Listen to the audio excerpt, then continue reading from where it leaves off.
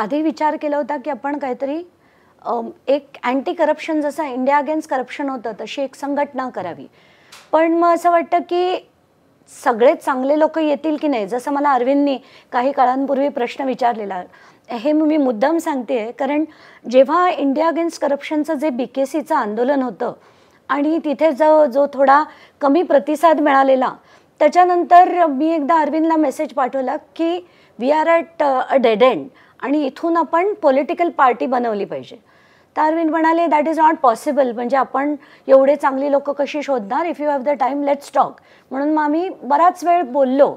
आणि तेव्हा आमचा एक कार्यकर्ता होता भरत सरवडे नावाचा, त्यांनी मला सांगितलं की नाही नाही ताई, आपण पक्षच काढायला पाहिजे, कारण हे लोक काही असे बदलणार नाही आहेत आणि आपण स्थापन करायला पाहिजे. आणि मी त्याची पण भावना प्लस माझ्या ज्या होत्या त्या भावना ह्या सगळ्या अरविंदला सांगितल्यानंतर अरविंद, आम्ही असं, पहिला प्रश्न त्याचा होता की आपल्याला 550 चांगले लोक कुठून मिळणार.